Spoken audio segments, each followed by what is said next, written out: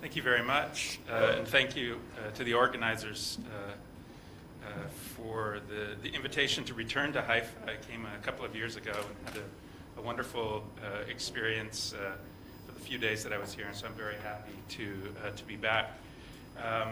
I've been interested in the question of language and communication in the Mediterranean for some time, and Zur actually suggested that we might eventually want to collaborate on devoting an issue of the Mediterranean Historical Review to this topic, and so I thought that I would like to perhaps use this presentation as a way to frame some probably more general and broad rather than narrow thoughts about the historiography of this question within the framework of Mediterranean studies, and perhaps some of the fertile directions that this field is going. So, as has been stated repeatedly, I think, over the last 2 days, the early modern, the Mediterranean is a place of connectivity, and the early modern era is characterized by an increasing number of travelers who ventured into the Mediterranean and reported on their experiences in an ever-expanding body of travel narratives. One of the common themes in this genre was discussions of the sea's rich linguistic landscape. So, for example, in 1608, Thomas Coriat reported that in Venice's Piazza San Marco, one could, quote, hear all the languages of Christendom, besides those that are spoken by the barbarous ethnics. 30 years later, the intrepid French traveler Jean-Baptiste Tavernier noted 13 languages in use at a dinner that he attended. These included Latin, French, German, English, Dutch, Italian, Portuguese, Persian, Turkish, Arabic, Indian, Syrian, and Malaysian. He says that in this company, this multilingual company, a conversation began, quote, in one language, continued in another, and was completed in a third. This mélange de nations, as he describes it, resulted in a situation in which, quote, there are no Turks or Armenians who do not know 3 or 4 languages. The fascination with the Mediterranean language was not limited to European travelers. The great 17th century Ottoman traveler Evliya Çelebi, who has apparently become a popular cartoon subject in Turkey, both comic books and animated films. These are the only images that, well, I guess these are the best images that I thought I could find of him. Evliya Çelebi, of course, spent 40 years of his life traveling throughout the region and produced the monumental Seyahatname, or Book of Travels, which is a rich and complex blend of his own empirical observations, informed by his extensive reading in geographical sources, and flavored with a heavy dose of imagination and invention, it has to be said, that produces one of the great travel narratives of the era. Evliya is intrigued by language. For almost every place that he visits, he provides a brief vocabulary list, as well as commentary about the languages. These lists include basic information such as numbers, staple food items, and I guess interestingly as well, usually an inventory of obscenities that are used in the area, with the disclaimer that the traveler ought to be able to recognize them in order to stay out of trouble. Beyond word lists, Evliya also emphasizes the linguistic variety of the Mediterranean. Talking about what he calls the warlike Franks, he says, quote, the kings of Spain, France, Genoa, and the Grand Duchy of Livorno, Portugal, Dunkirk, Denmark, Holland, and England, all of their people are Franks. The Germans, Hungarians, Poles, Wallachians, and Moldavians all have different languages. But the above-mentioned Franks all speak Italian. Although each one has its own special dialect and terminology, and they communicate with one another only with interpreters. The most eloquent is the language of the Frankish Venetians. One of the most striking early modern accounts of the linguistic landscape of the Mediterranean is that of the 18th century traveler, Lady Mary Wortley Montagu, the young wife of Edward Wortley Montagu, who was appointed English ambassador to the Ottoman Empire in 1716.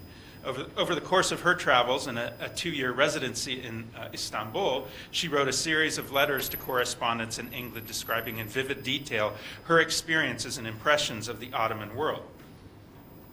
Versions of her letters were only published posthumously in 1763. However, they represent one of the most fascinating examples of the expansive body of early modern travel accounts on Ottoman society and culture, not only because they provide a woman's perspective, which is itself quite unique, but also because of her tremendous perceptiveness in her observations. When they arrived in Istanbul, she and her husband took up residence at the English embassy in Galata across the Golden Horn from Istanbul, and in a letter dated 16th of March, 1618, she describes the crazy quilt composition of her household. She says, I live in a place that very well represents the Tower of Babel. In Pera, they speak Turkish, Greek, Hebrew, Armenian, Arabic, Persian, Russian, Slavonian, Wallachian, German, Dutch, French, English, Italian, Hungarian. And what is worse, there is 10 of these languages spoke in my own family. My grooms are Arabs, my footmen French, English, and Germans. My nurse an Armenian, my housemaid's Russian, half a dozen other servants Greeks, my steward an Italian, my janissaries Turks. That I live in the perpetual hearing of this medley of sounds, which produces a very extraordinary effect upon the people that are born here. They learn all these languages at the same time, and without knowing any of them well enough to read or write in it. There is very few men, women, or children here that have not the same compass of words, and 5 or 6 of them. I know myself several infants of 3 or 4 years old that speak Italian, French, Greek, Turkish, and Russian. This seems almost incredible to you, and is in my mind one of the most curious things in this country. It's a quote that we'll come back to. This notion of the Mediterranean as a new Tower of Babel was one that early modern travelers regularly articulated as they wondered at the landscape of diverse languages, indeed the cacophony of sound that greeted them in Istanbul and throughout the region.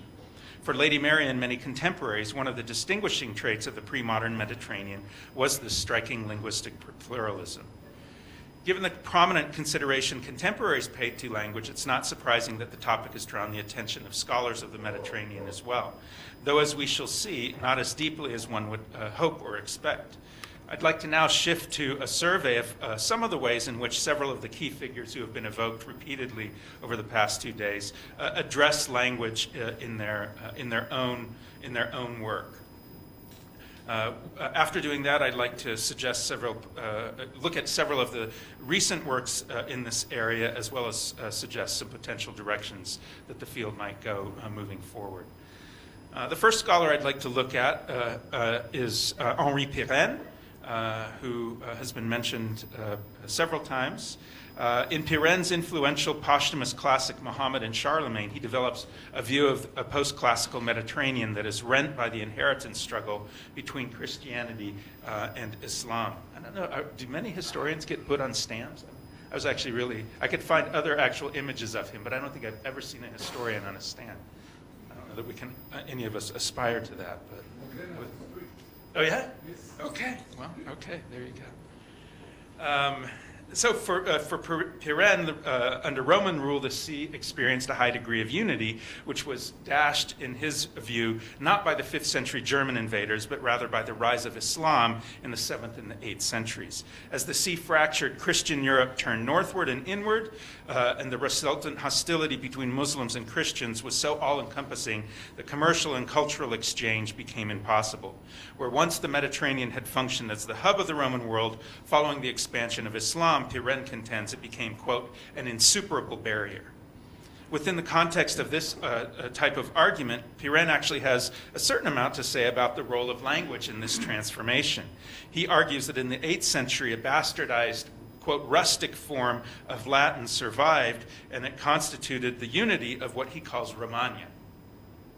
The Germanic tribes did not abolish Latin, rather they themselves became Romanized, he thinks, with, quote, surprising rapidity, as they dispersed throughout the region, intermarried with local women, and learned Latin.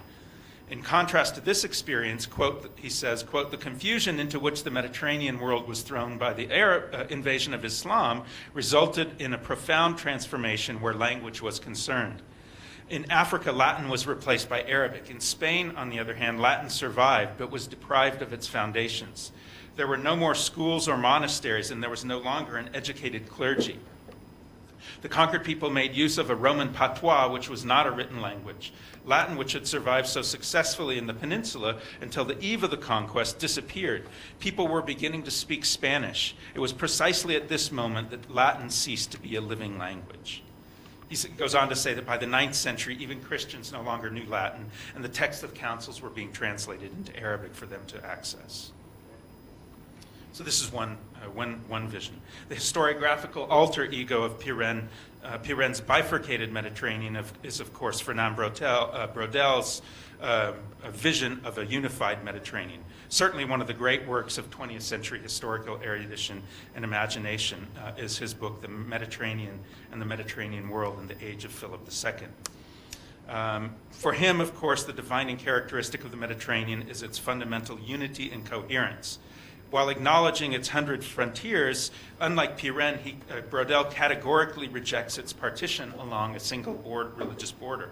He insists that instead, quote, the Turkish Mediterranean lived and breathed with the same rhythms as the Christian, that the whole sea shared a common destiny, a heavy one indeed, with identical problems and general trends, if not identical consequences.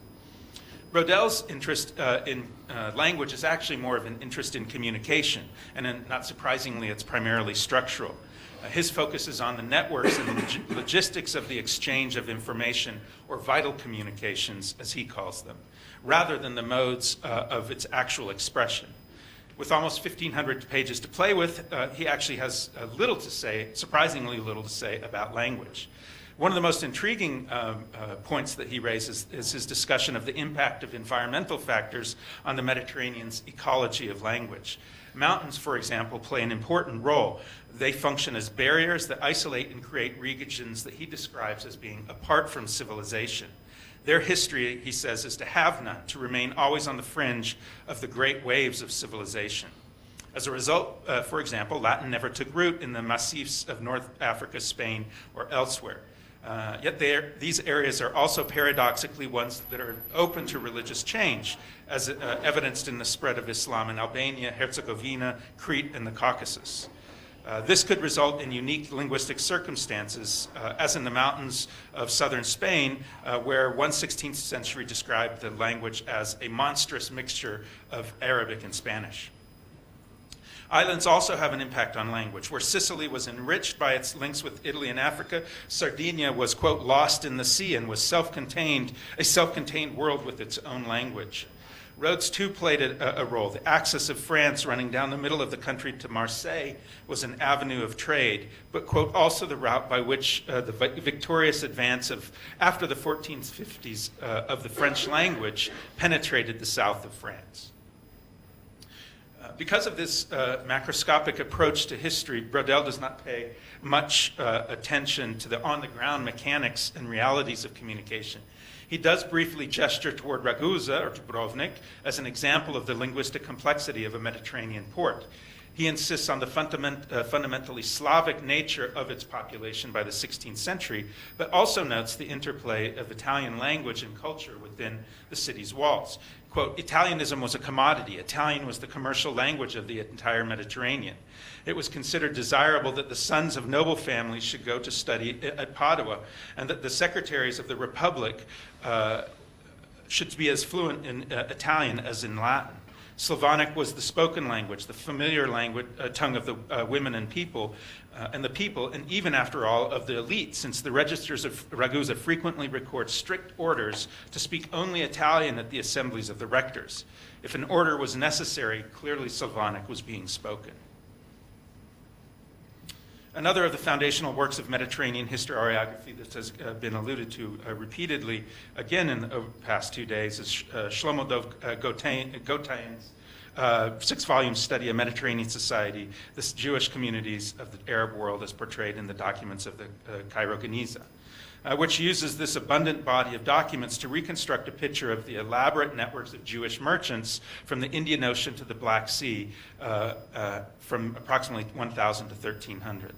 At the outset of his study, Gautain addresses the issue of language within the text. He says, the Arabic language prevails in most of the Geniza material of a documentary nature.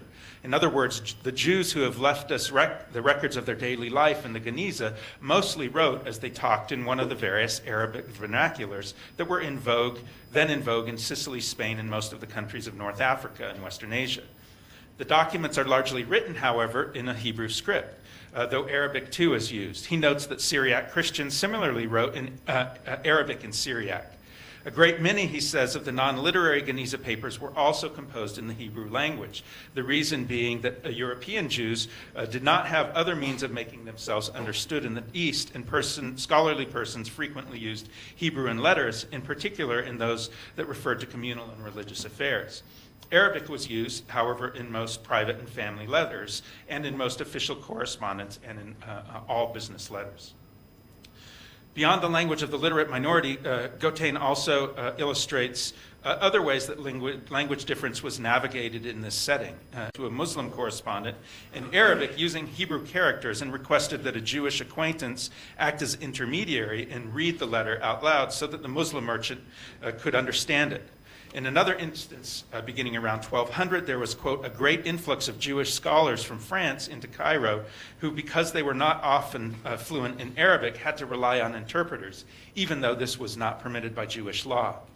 Among another professional group, physicians, because they were the disciples of the Greeks and heirs to a universal tradition, physicians in the region constituted a professional brotherhood that transcended the barriers of religion, language, and countries. Immigration also had a profound impact on language in the Cairene community. According to Gautain, everything suddenly changes around the start of the 16th century when, quote, the Jewish East was completely overwhelmed by the refugees from Spain. Hebrew, or sometimes Ladino, supplants Arabic, and the script is entirely different, he says. It is now a Spanish, Jewish script. In discussing the Mediterranean, the great work of Peregrine Horton and Nicholas Purcell, The Corrupting Sea, which again has been repeatedly evoked, must be mentioned. Published in 2000, it in many ways revitalized the conversation about the Mediterranean as a historical and analytical unit. Like Brodel, Horton, and Purcell see the sea as a unity. However, they emphasize the region's fragmented topography and its infinitely complex set of local microecologies. Or more simply stated, they emphasize its diversity within unity. What binds the sea together in their view, of course, is its relatively easy seaborne communications, or connectivity. In their important but often dense tome, Horton and Purcell have surprisingly little to say about language, less even than Brodel has to say. Like Brodel, their real focus is on communication, by which they mean networks of communication, which is central to their understanding of the connected Mediterranean. Really, the only references to language are in passing. They quote Polybius, who describes Italy as serving a mission civilisatrice of drawing the discordant and barbarous tongues, I'm quoting here, of numerous peoples together into the conversation of a single language. At the same time, they note the Roman Empire was only patchily, thinly Roman, and was largely unable, quote, to eradicate the immense diversity of provincial loyalties and cultures. The precarious unity that Greek and Roman language, culture, and economy gave to the empire was totally dependent on the communication networks across the Mediterranean sea lanes. A final essential work that still looms over the field, despite the almost 60 years that have passed since its original publication, is the Lingua Franca in the Levant, Turkish nautical terms of Italian and Greek origin, by Henry and René Kahane with Andreas Tietze.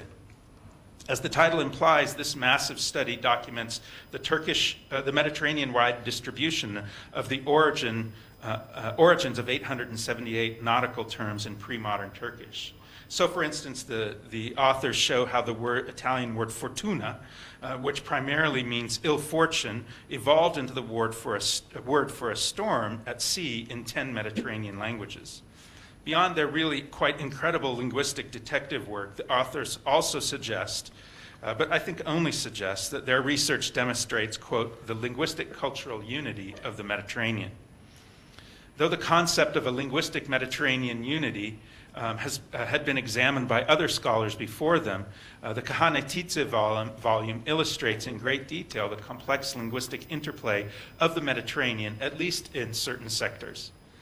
While it may be a bit of an exaggeration to state, as has one scholar, that the book, quote, proves the existence of an international language and the linguistic cultural unity of the Mediterranean, it certainly does posit, I think, intriguing possibilities of research about workplace communications in fields beyond the maritime sector, such as soldiering, arms manufacturing and military architecture, construction, agriculture, and other seasonal type activities. The question of Mediterranean linguistic unity strikes me as a bit more problematic, and also a matter perhaps more appropriate to linguists than historians. There are certainly other important works on the Mediterranean that, if time permitted, would warrant attention. First and foremost, our own David Abulafia's important 2011 book, The Great Sea, which I think is a magnificent work that works very nicely with Brodel's sort of structural emphasis. Abulafia places much greater weight on the role of individuals and the influence of political, social, and religious factors in the sea's history than Brodel or Horden and Purcell. From my reading, however, and I'd be interested to see what David has to say about this, it does not have a lot to say about language. He doesn't discuss lingua franca from a longue durée perspective, which I think is a helpful way of thinking about it, and terms it a common feature, in fact, of the Mediterranean from antiquity, when Punic Greek, quote, Punic Greek and eventually Low Latin were deployed across wide swaths of the Mediterranean. He concludes it would be a mistake to think of lingua franca as a language with formal rules and an agreed vocabulary. Indeed, it was its fluidity and changeability that expressed most clearly the shifting identities of the people of the early modern Mediterranean. So with that, I'd like to sort of shift gears and look at some contemporary works and look forward to where the future historical examinations of language and communication in the Mediterranean may lead us. What I think is quite clear from both our historical and historiographical interlocutors is that the linguistic world of the Mediterranean was infinitely richer and more complex than the modern nationalist model of one state, one language permits. Instead of being comprised of fixed and static communities whose identity was constructed around a single language, the Mediterranean was a space of linguistic mixing in which language boundaries were multiple, plural, shifting, and eclectic. The early modern era was, of course, a highly mobile one in the Mediterranean, with its network of regular and casual connections and its easy seaborne communications, facilitated rather than blocked movement, producing a ceaseless circulation of humans who relocated for a variety of economic, social, and political motives, temporarily or permanently as well. This led to, quote, the gradual erosion of linguistic barriers, as one scholar has said, and produced a highly diverse communication environment. An important, and I think understudied component of this is the Mediterranean's multilingual character. Multilingualism, broadly defined as the ability to use, that is to read, write, understand, and or speak more than one language with varying degrees of efficacy, was widespread and a necessary and common response to the sea's great linguistic diversity, or at least I would argue that. There is a burgeoning body of scholarship on multilingualism that has shown that it should be seen not as an exceptional state, but rather as an innate human property. Indeed, the sociolinguist Louis-Jean Calvet has stated that multilingualism is, quote, the most widespread situation, and that there are no or practically no monolingual countries. What is also clear from a survey of the literature is that there is still a great deal we do not know about language and communication in the Mediterranean, in this multilingual Mediterranean. This vacuum gives rise to a variety of questions that have been hinted at impressionistically in the great works of our field, but have been largely perhaps understudied. These include how language and communication function on a practical level, on a ground level, in a multilingual setting, and how individuals and institutions negotiate such a diverse linguistic environment. One recent approach that attempts to address the latter of these questions has focused on the role of cultural intermediaries, such as merchants, interpreters, translators, brokers, and mediators. Here you have an image of Tommaso Tarsia, one of the important 17th century Venetian dragomans or interpreters. Natalie Rothman's work on this is groundbreaking. Her 2011 monograph, Brokering Empire, Trans-Imperial Subjects Between Venice and Istanbul, as well as a forthcoming companion book on the dragomans, examines a wide array of individuals, including merchants, slaves, immigrants, converts, and interpreters who navigated the complex boundaries of the Eastern Mediterranean. Rothman labels these border crossers trans-imperial subjects and argues that because of their unique situatedness and their linguistic and cultural capital, they played a crucial role in negotiating and defining the Ottoman-Venetian relationship, but also in establishing Ottoman and Venetian difference in the 16th and 17th centuries in a way that became increasingly centered on religious and cultural distinctions. This is an important work that tries to, in part, to address the mechanics of official institutional navigation of linguistic difference. While these individuals play an important role in working through the region's many languages, I think that focusing on them alone poses the real risk of reifying the Mediterranean into exactly the sort of linguistically isolated blocks that I think we need to resist.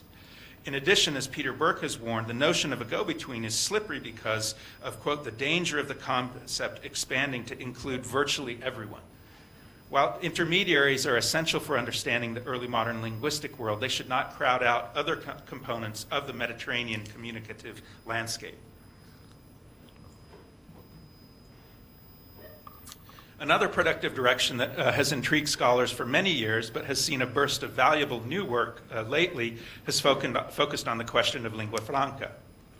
The concept of lingua franca refers both to variations of the famous and controversial Mediterranean mixed language, which refers, if it exists, as this recent work by the European Commission entitled Lingua Franca, Chimera or Reality suggests, it's a matter of some debate, if it does exist, it refers to a simplified hybrid Romance pidgin with significant borrowings from regional languages.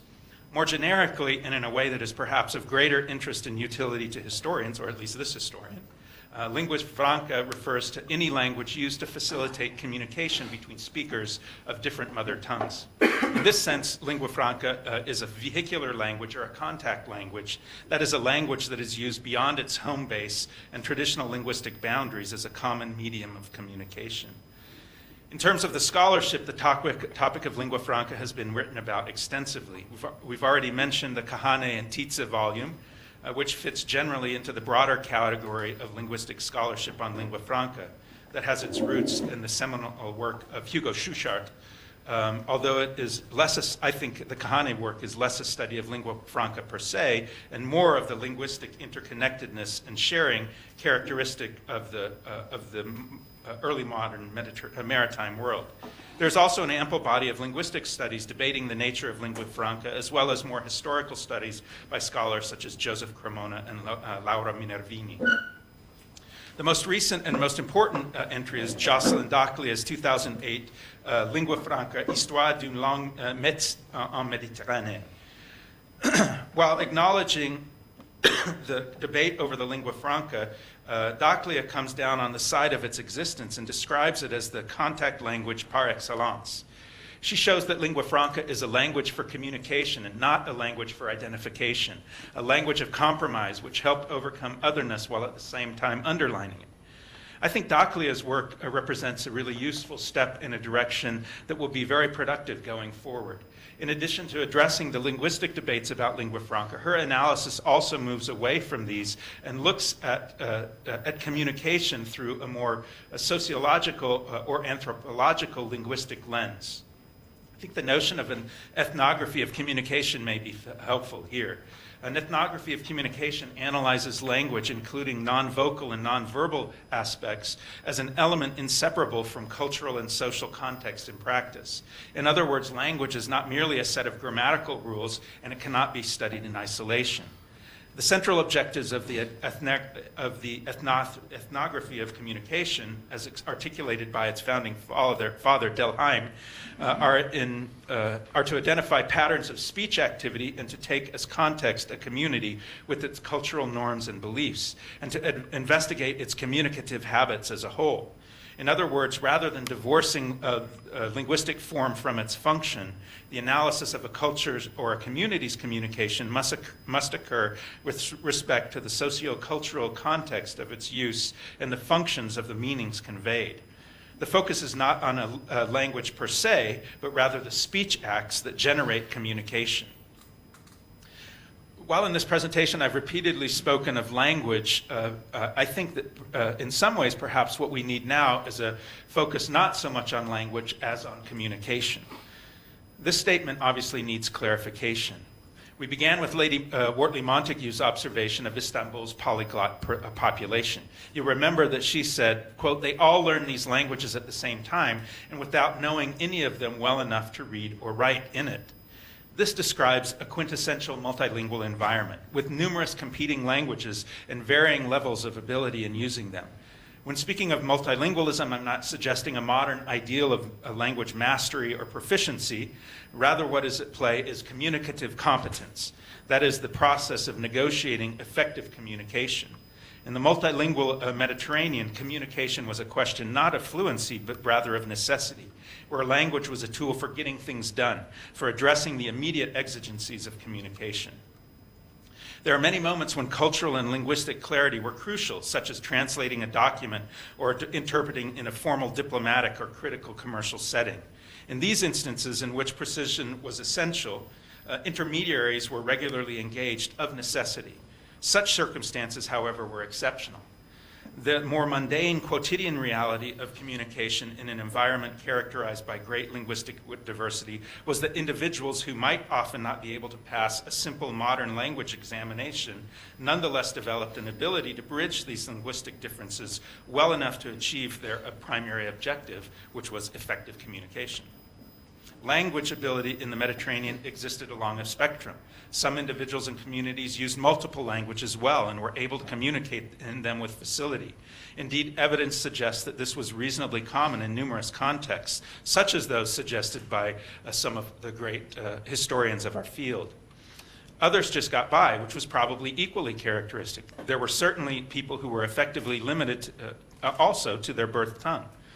Thus, individuals in the early modern Mediterranean were multilingual, not in the sense that they were polyglots necessarily who had mastered multiple languages, but rather that they were able to navigate this vibrant linguistic world through varying levels of ability in one or more regional language, a lingua franca, or even through the use of gesture or other means of communication. One final example of a speech act may illustrate the sort of communication I'm describing and how it actually functioned on the ground. In 1598, Agostino Anastasio was sent from Venetian Corfu to the mainland near Butrint to investigate rumors of an outbreak of plague. In the course of his inquiry, he encountered, quote, a principal Turkish gentleman from the neighboring Ottoman lands.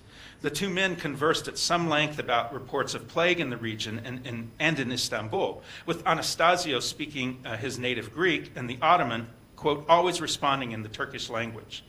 Each man clearly understood in some fashion his interlocutor's language, but preferred to speak in his own native idiom until the end of the dialogue, when the Ottoman addressed some final words to Anastasio, quote, in the Greek language.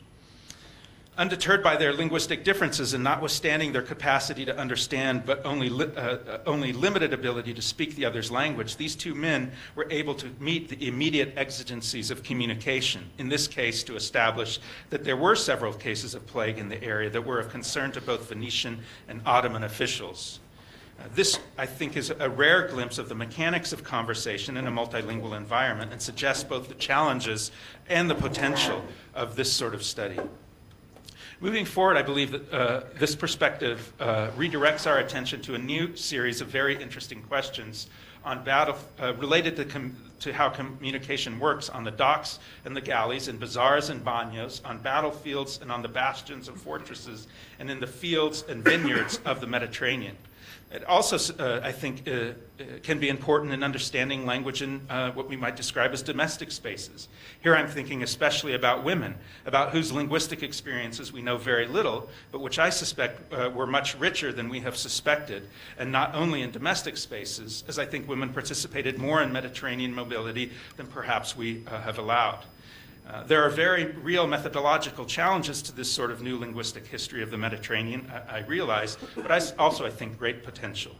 So in conclusion, I think we as heirs of linguistic nationalism, for us as heirs of linguistic nationalism, it's difficult to conceive of a context in which multilingualism was the norm, where there were no efforts to impose linguistic homogeneity, and in which language was a marker of identity, but not to the exclusion of other elements.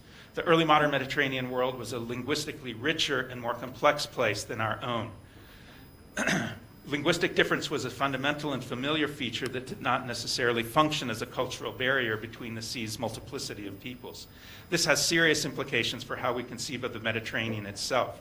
Rather than a space of cultural intersection where diverse cultures exist to be bridged or mediated, multilingualism helps us to perceive more accurately, I think, an early modern Mediterranean world characterized by great connectivity.